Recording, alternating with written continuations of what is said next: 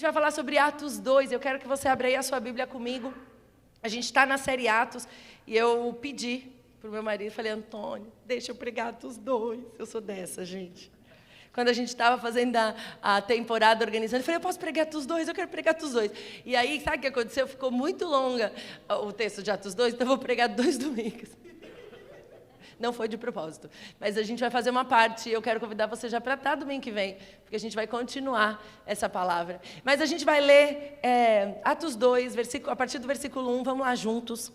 Chegando o dia de Pentecoste, estavam todos reunidos em um só lugar. De repente veio do céu um som, como de um vento muito forte, encheu toda a casa na qual estavam assentados. E viram o que parecia línguas de fogo que se separaram e pousaram sobre cada um deles. Todos ficaram cheios do Espírito Santo e começaram a falar noutras línguas, conforme o Espírito os capacitava. Havia em Jerusalém judeus devotos a Deus, vindo de todas as nações do mundo. Ouvindo-se o som, ajuntou-se-lhe uma multidão que ficou perplexa, pois cada um os ouvia falar em sua própria língua. Atônitos e maravilhados, eles perguntavam, acaso não são galileus todos esses homens que estão falando? Então, como os ouvimos cada um de nós em nossa própria língua materna? Partos, medos, elamitas, habitantes da Mesopotâmia, Judéia e Capadócia, do Ponto e da província da Ásia, Frígia e Panfilia, Egito e das partes da Líbia próxima a Cirene, visitantes vindos de Roma, tanto judeus como convertidos ao judaísmo, cretenses e árabes. Nós os ouvimos declarar as maravilhas de Deus na nossa própria língua. Atônitos e perplexos, todos perguntavam uns aos outros, que significa isso? Alguns outros, todavia, zombavam e diziam, eles beberam vinho demais. Pentecostes. Na verdade, muitos estudiosos dizem que a igreja, nós deveríamos, como cristãos, termos 3 grandes celebrações. A gente celebra Natal, o nascimento de Jesus. A gente celebra a Páscoa, a morte e ressurreição de Jesus. Mas nós deveríamos celebrar o Pentecoste, como também a terceira grande data, porque o Pentecoste é o nascimento da igreja. No Pentecostes, a igreja nasce. E se você não sabe, igreja não é invenção de homem. Foi Jesus quem disse. Em Mateus 16, a gente vê Jesus conversando com Pedro e fala, Pedro, sobre essa pedra eu edificarei a minha igreja. Igreja não é invenção de homens, igreja não é um lugar para você se sentir bem, igreja não é um lugar para a gente juntar gente e fazer um quentinho no coração. Igreja é invenção de Deus, igreja estabelecida por Deus, estabelecida em Jesus, para fazer o quê? Para compartilhar as boas notícias por onde a gente vá. O dia de Pentecostes, ele começou dentro do calendário judaico.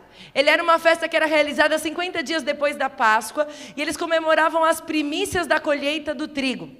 Então, eles iam lá e apresentavam a Deus. Então, Pentecoste é chamado também de dia das primícias. Eles também, na tradição judaica, falam que esse dia foi o dia que Deus entregou a lei aos judeus. Então, eles entendiam como que o dia de Pentecostes, no Antigo Testamento, Israel recebeu a lei. Mas o dia do Pentecoste para o Novo Testamento, para nós que desfrutamos desse tempo novo, é o dia que a igreja recebeu o Espírito da graça na plenitude. E sabe o que é interessante? Que era a festa mais concorrida que tinha, porque o clima é bom na época de Pentecostes. Então as pessoas todas vinham, era fácil viajar até lá nesse tempo. Então todo mundo ia para lá, e é por isso que quando a gente vê Atos, quando a gente vê esse povo reunido naquele lugar, eles estão todos lá e tem gente de todos os lugares. Não está só quem era o vizinho ali, da terra vizinha, tinha gente de todas as nações. Esse é o terceiro dia mais importante, a gente precisa lembrar. Porque o que acontece?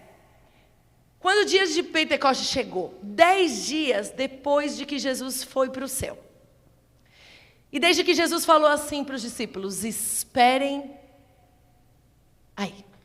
Semana passada o pastor Vitor falou sobre esperar. Quem estava aqui semana passada? Se você não estava, corre lá no YouTube e vai assistir, porque você precisa assistir a série inteira. Não dá para perder. A gente entendeu sobre esperar. E o que acontece? Os discípulos não eram estranhos à pessoa do Espírito Santo. Eles viram o Espírito Santo agindo, trabalhando no ministério de Jesus. Eles experimentaram o poder de Deus através da vida de Jesus. Eles experimentaram, quando a gente lê Lucas 10, A gente vê que os discípulos viram o poder de Deus ali. Jesus fala, o meu Espírito, vocês sabem, vocês podem experimentar o poder de Deus. Eles ouviram Jesus falar sobre a obra do Espírito Santo que viria. Eles receberam o Espírito Santo depois que Jesus terminou a sua obra na cruz. Eles ouviram Jesus esperar, falando para eles, esperem. Esperem que esse testemunho vai capacitar vocês. Atos 1, 4 e 5, ele já tinha falado. E eles esperaram até o dia que chegasse plenamente. Mas sabe o que é interessante pensar? Eles não sabiam quanto tempo eles tinham que esperar. E uma coisa é você esperar quando você tem um deadline. Fala assim, espera até terça. Beleza, é fácil esperar até terça, não é? Hoje é domingo, amanhã é segunda, terça. Beleza, esperar até terça está no meu controle. Mas sabe o que aconteceu? Jesus falou, esperem até que ele venha. Será que eu e você estamos dispostos a esperar pela palavra de Deus que não tem um deadline? Que não tem um dia de cumprimento? Ele fala, vai acontecer. E você fala, quando, Jesus? Ele fala, não vou te contar. Espera. Eles ficaram esperando, podia ser 3 dias, né? Jesus ficou ressuscitado, ficou morto 3 dias, 3 dias, 3 dias. Não é 7 é uma semana, 7 é um número bom, 10. Mas tem uma coisa sobre a espera, que eu vou passar bem rápido. Que a primeira coisa eles estavam todos juntos. Todos juntos quer dizer que eles eram diferentes. E quando a gente lê aqui em Atos, Lucas está contando para a gente, em Atos, ele está falando dos discípulos. Eu quero que você entenda e tire os número 12 da sua cabeça. Porque você acha, e a gente normalmente lê e fala, estavam os 12 lá, esperando. Mas Jesus tinha muitas pessoas que andavam com ele. Inclusive, se você lembra, a mulherada que estava na conferência do Vida Coffee o ano passado, a gente falou de uma das mulheres, tinham muitas mulheres que eram discípulas de Jesus, inclusive a Joana. A gente achou, a Joana estava lá, a Joana esperava junto. Existia um grupo de pessoas esperando aquilo. Como? Eles eram diferentes. 10 dias num lugar.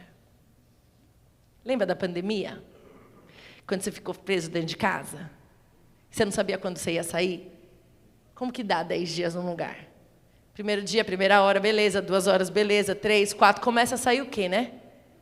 Mas eles estão todos lá. E Jesus manda, fiquem, até que venha o Espírito. Eles eram todos muito diferentes. Pensa, gente, pensa assim, Tem Pedro, tem Lucas. Gente, Pedro, lembra? Queria cortar a orelha das pessoas. O Lucas é um médico. Não corte, meu filho, vai dar problema.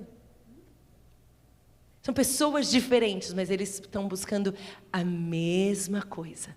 Eles têm o mesmo coração. E eles estão crendo nas mesmas promessas. Quando a gente vê uma apresentação financeira assim, a gente vê que o que Jesus fez foi isso. Nós estamos todos no mesmo coração, crendo na mesma promessa. O Senhor falou, vai fazer, então nós vamos crer. E nós vamos andar juntos, no mesmo coração, pessoas diferentes. Por isso que vocês viram tantos lugares dentro da organização da igreja. A igreja é um movimento, é um organismo vivo, diferente, olhando para o mesmo lugar, crendo na mesma promessa. Agora eles estavam em um só lugar. E um só lugar, convivendo juntos, nessa espera, mas um lugar geográfico.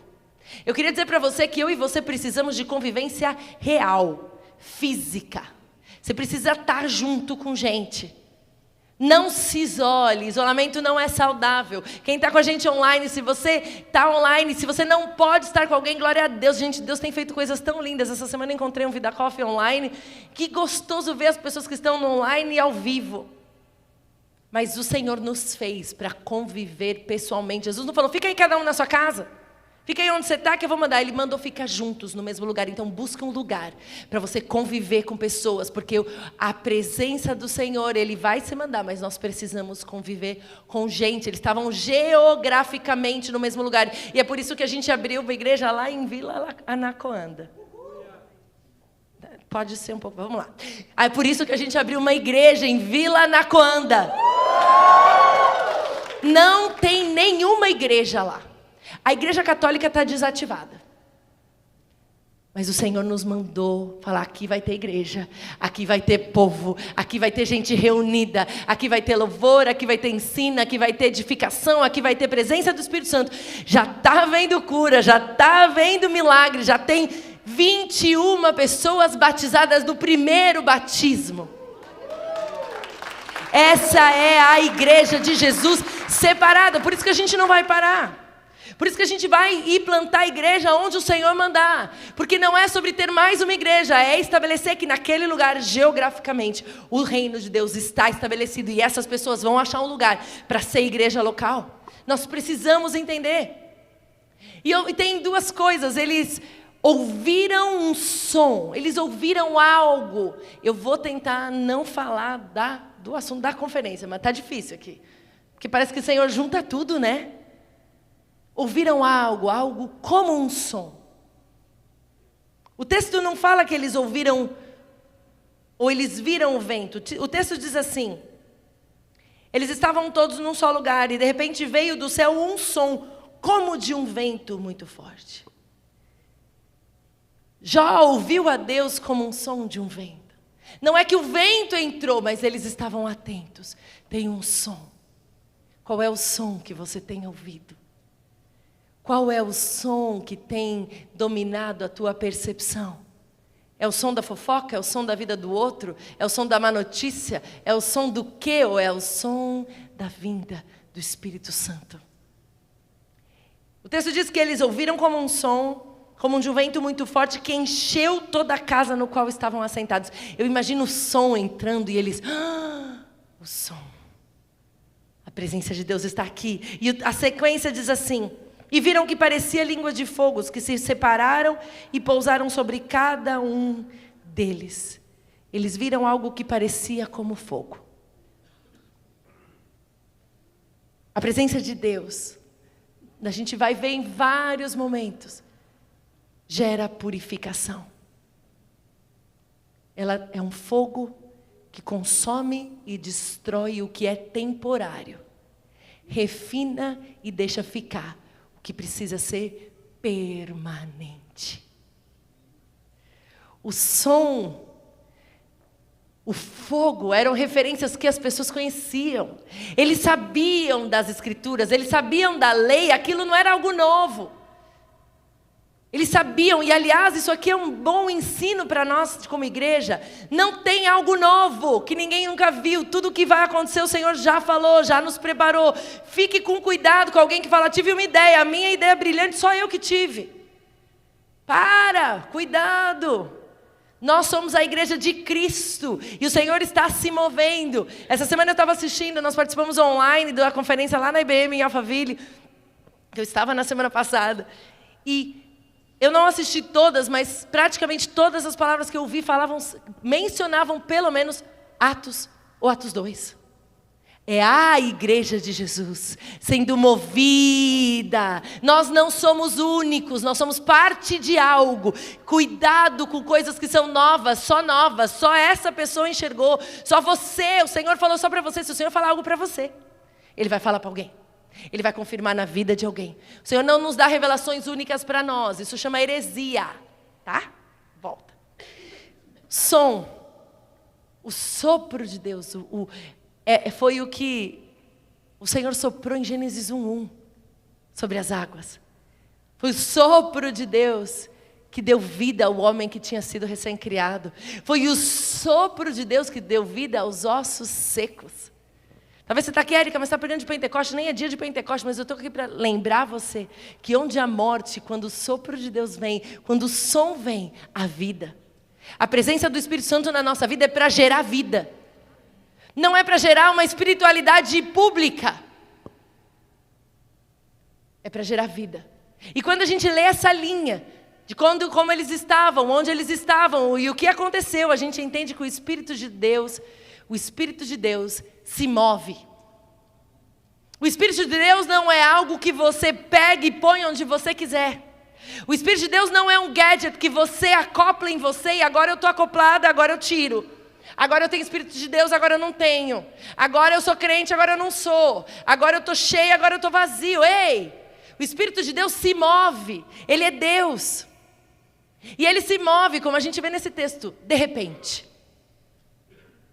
De repente. Muitas vezes o que você está esperando vai acontecer de repente. Nós vivemos algo como família alguns dias atrás. Nós estávamos esperando uma direção do Senhor para algo. E num momento, num intervalo de 20 minutos, o Senhor respondeu. Foi um momento de falar, uau! E a minha filha falou, mãe, como Deus pode mudar tudo em um segundo. O Senhor faz coisas de repente. O seu lugar, o meu lugar é continuar esperando no Senhor. Espera no Senhor. O Espírito de Deus se move de repente. O som, ele era real, ele era um som real. Mas ele não podia ser tocado. Ele veio pelo ouvido. Você imagina se os discípulos estivessem murmurando? Você imagina se os discípulos estivessem colocando uma música lá só para eles se divertirem? Imagina se os discípulos estivessem ouvindo a conversa de olha esses ridículos que estão aí. Vamos lá ouvir o que eles estão falando da gente, que a gente está esperando aqui já faz 10 dias. Ixi, ai gente, a gente tem que ficar. O que você tem ouvido? O Espírito de Deus se move. O Espírito de Deus se move e ele vem do céu.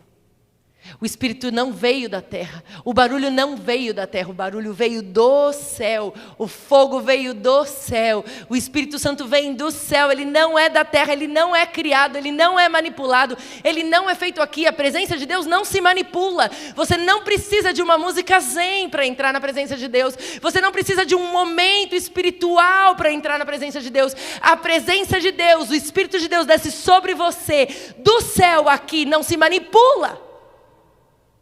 Cuidado com precisar de um ambiente. Nós não precisamos de um ambiente. Nós precisamos de um coração esperando. Vem, Espírito Santo de Deus. É isso que nós precisamos. E o Espírito de Deus é poderoso. Ele vem cheio de força. Ele vem com grande poder. O versículo 4 diz assim: todos ficaram cheios do Espírito Santo e começaram a falar em outras línguas, conforme o Espírito os capacitava. Para que ser cheio do Espírito Santo? Para quê? Para que alguém precisa ser cheio do Espírito Santo? A primeira coisa que eu vou dar um apertão assim do... Ser cheio do Espírito Santo não é para você se sentir mais espiritual que os outros. Para você achar que você tem uma, como que chama? Patente de mais crente que os outros. Para você sair falando em línguas bem alto, para todo mundo saber que você é muito espiritual. Não foi para isso que o Espírito Santo veio. A capacitação do Espírito Santo veio para comunicar a graça de Deus a todos. E o que a gente tem que entender? Por que a gente... Comecei falando o quê? Que quando eles estavam no Pentecostes, era a época do ano que todo mundo vinha. Então eles precisavam comunicar a graça de Deus para todos. O texto diz que quando eles começaram a adorar ao Senhor... O texto não diz isso? As pessoas começaram a ouvir sobre as maravilhas de Deus nas suas próprias línguas. Nós cremos na glossolalia, nós cremos que o Senhor dá. Uma das evidências da presença do Espírito Santo na nossa vida é o falar em línguas. Mas Paulo nos adverte, isso aqui é toda uma história para um outro momento, que a gente vai ensinar sobre isso, mas Paulo nos adverte que as línguas são uma comunicação com Deus. Não é para todo mundo ouvir, só é para ouvir se tiver tradução, e se não tiver tradução, fica quieto, fala você com Deus. Então nós cremos nisso. Agora nós precisamos ser sábios como usar. A presença do Espírito Santo não é para você ficar falando em línguas por aí, pela rua. A presença do Espírito Santo é para você comunicar a graça de Deus. Comunicar não é falar. Comunicar é sobre viver de forma que a pessoa veja graça. É muito fácil falar da graça de Deus. Mas quem vive com você, quem convive com você, o seu primeiro círculo, está vendo a graça de Deus? Os seus companheiros de trabalho estão vendo a graça de Deus? O teu chefe está vendo a graça de Deus? Quem está perto, quem está longe, quem é que está vendo a graça de Deus? Será que você está comunicando? Ser cheio do Espírito Santo? Eu já vi, o Senhor nos guarde.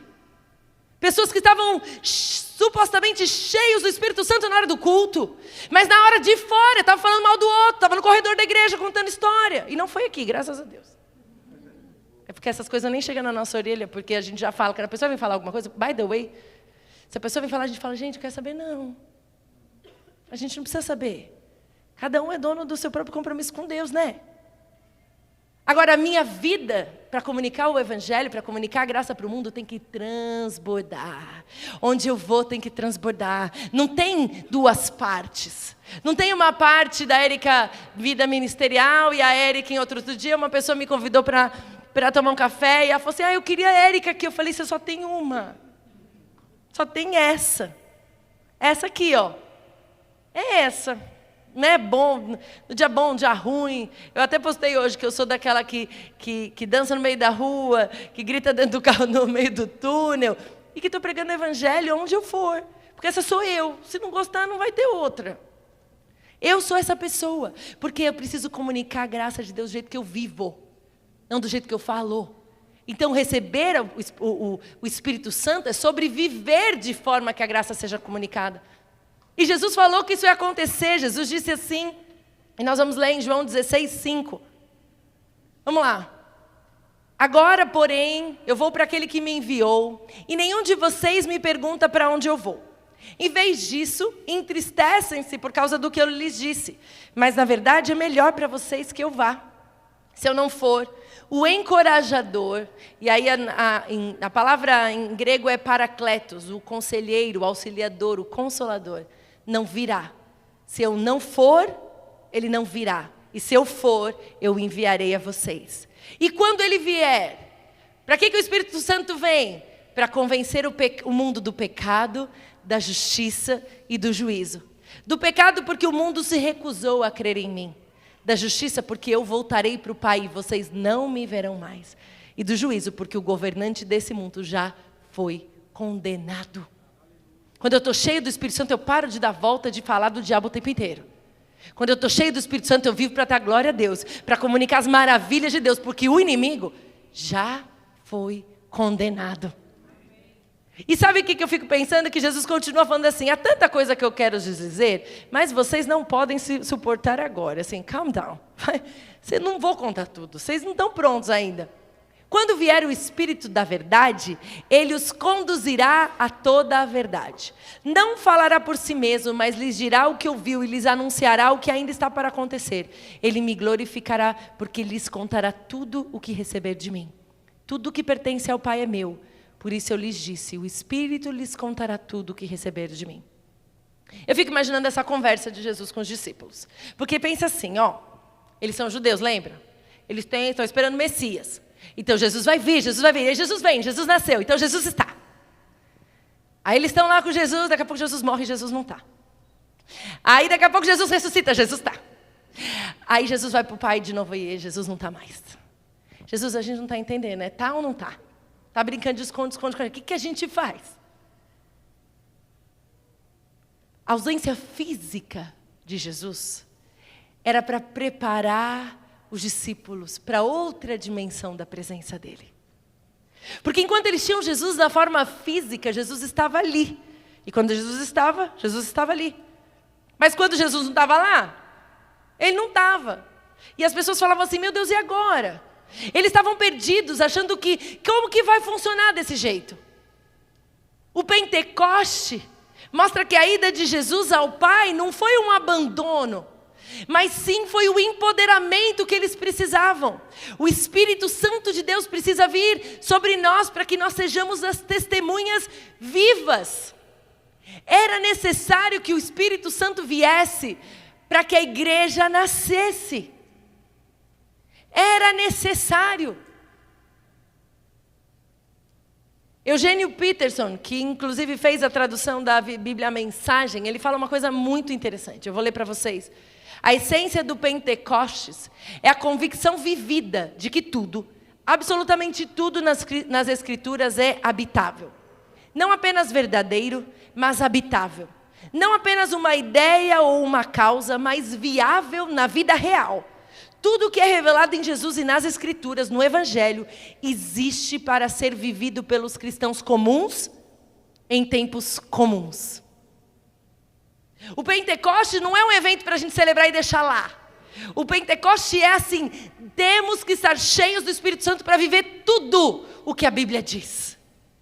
Tudo é para ser vivido. A Bíblia não é um livro de histórias que alguém conta. A Bíblia é a palavra de Deus vivida aqui, nesse corpo, nesse tempo presente, numa vida comum, ordinária, vivendo o extraordinário do Senhor, como uma pessoa normal. Eu li um pastor que disse: o herói não é um cara extraordinário, o herói é um cara normal, numa situação normal, vivendo situações extraordinárias. Ele se posicionou e falou: não é sobre mim, é sobre o outro. E sabe o que é mais legal? É que quando a gente lê esse Atos 2, e a gente vê que está todo mundo: meu Deus, o que está acontecendo? Será que eles estão bêbados? Quem que é que vai dar a explicação? Vocês sabem? Pedro. Pensa que cabimento tem Pedro dar essa explicação. Faz pouco mais de um mês que ele estava negando Jesus. Como é que esse cara que vai defender o que está acontecendo ali? Não é muito maluco isso? Olha o que Pedro fala a partir do versículo 14. Então Pedro levantou-se com os 11. Então eles se colocaram lá os 12. Tinha um monte de gente, mas lá os 12 se posicionaram. E em alta voz dirigiu-se à multidão: homens da Judeia e todos que vivem em Jerusalém, deixe-me explicar isso. Ouçam com atenção. Esses homens não estão bêbados como vocês supõem. Ainda são 9 da manhã. Maravilhosa essa explicação de Pedro, né? Gente, está cedo, né? Calma. Achei o máximo. Aí daí segue. Ao contrário, isso é o que foi predito pelo profeta Joel. Lembra que eu falei para vocês? Nada acontece sem que o Senhor tenha falado antes. Não acha que o que vai acontecer saiu do nada. Pedro está falando assim: nos últimos dias, lembra que o Joel disse? Vamos lembrar o que Joel disse. As escrituras, vocês já conhecem. Nos últimos dias, diz Deus, derramarei do meu espírito sobre todos os povos. Os seus filhos e as suas filhas profetizarão. Os jovens terão visões. Os velhos terão sonhos. Sobre os meus servos e as minhas servas derramarei do meu espírito naqueles dias e eles profetizarão. Mostrarei maravilhas em cima no céu e sinais embaixo na terra, sangue, fogo e nuvens de fumaça. Sol se tornará em trevas e a lua em sangue, antes que venha o grande e glorioso dia do Senhor.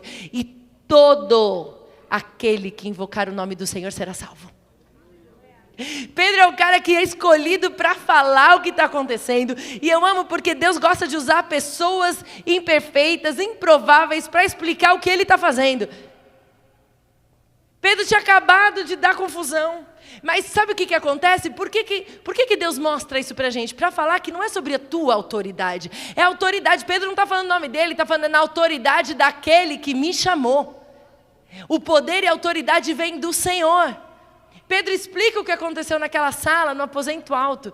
E o pessoal que foi para Israel esteve lá.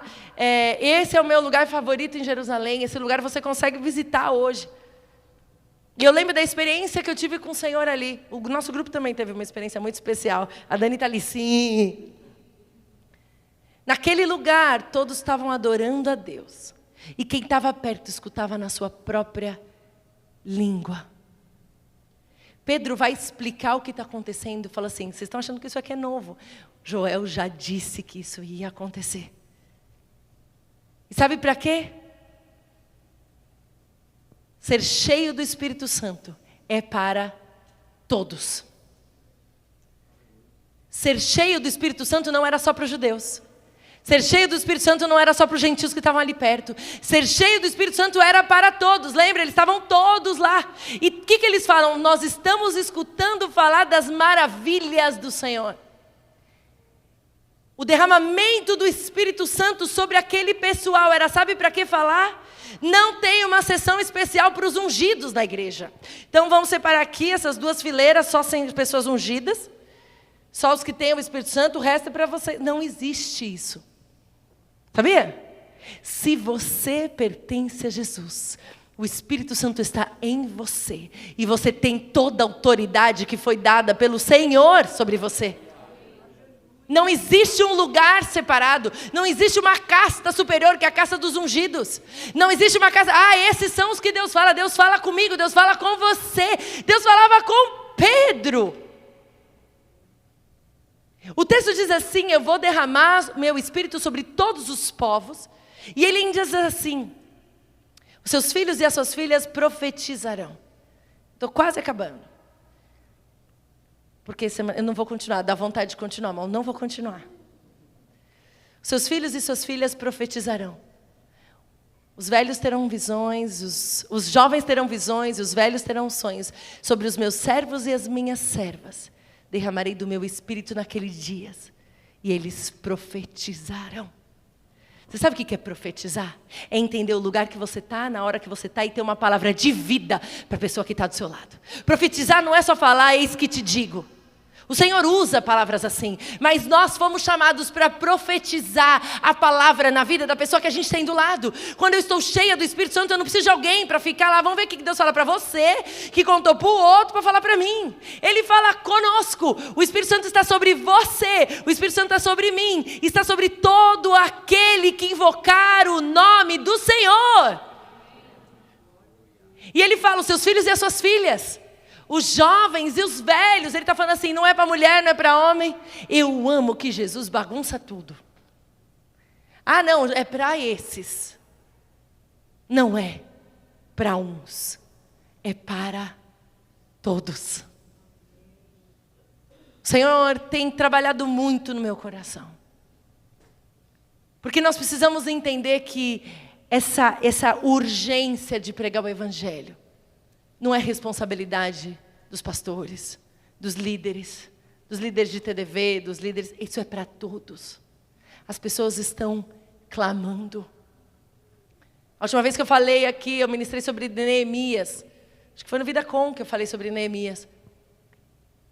E o Senhor falou, e claramente, depois a gente compartilhou com todas as hosts do Vida Coffee, nós entendemos aquilo, que nós precisávamos ser um lugar para ouvir o outro. Aí eu vou para o Brasil. Eu sento no avião e a moça do meu lado senta do meu lado e fala assim, eu espero que tenha muito álcool nesse avião. E aí naquele momento eu falei, eu tenho que ouvir. Ela não precisa de uma lição de moral. Ela não precisa da Bíblia na cabeça. Gente, eu tinha aberto já meu livro para começar a estudar meu livro do Master. Fechei o livro, guardei para ela não achar. Falei, ixi, já vai vir com...